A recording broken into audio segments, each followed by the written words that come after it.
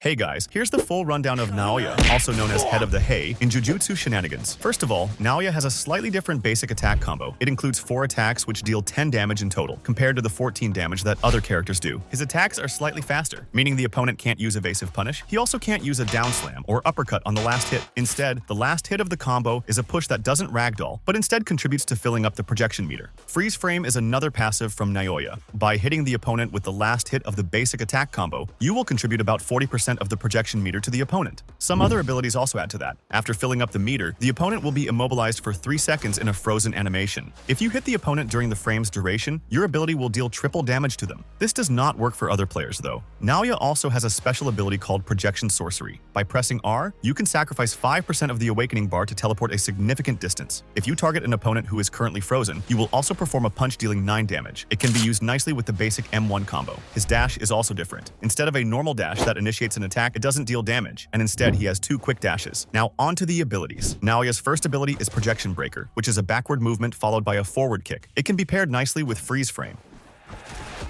Naoya's second ability is Bleed Out. It's an unblockable stab that gives the opponent 3 stacks of the bleed debuff. By performing abilities, the opponent can get rid of 1 stack per ability used. They will take slight damage, but by quickly performing 3 abilities, they can remove the bleed. If they don't get rid of all the stacks, they risk getting a hemorrhage. If you are able to perform Bleed Out on the opponent twice before they remove the stacks, you will deal a massive 50 damage over time. They can prevent the total 50 damage by removing all 3 bleed stacks as soon as possible. So your job is to bleed them and stall them for as long as you can. You can also rotate while doing this movement. Also, Choso cannot be affected by hemorrhage.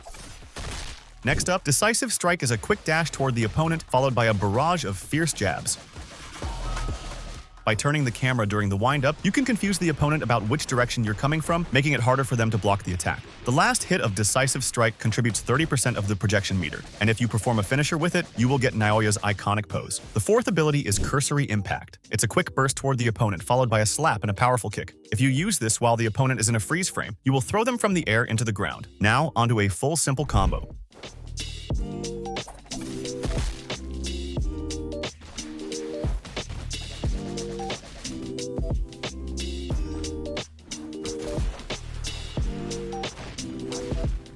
When you fill up your Awakening bar, you can activate Awakening. You will perform a move completely similar to Bleed Out, but slower. It also applies the same effects, including hemorrhage. If it goes through, you will get 50% of the Awakening refunded. However, if the opponent cancels this move and stabs you with the knife, you will die and transform into a cursed spirit. By transforming, you also deal damage. Now let's take a look at the Awakening moveset, Vengeance. First off, in this state, Naoya has only 75 HP, but he is much faster, and his M1 attacks pull you toward the opponent. Once the Awakening runs out, you will die, unless you use the domain expansion before the Awakening ends.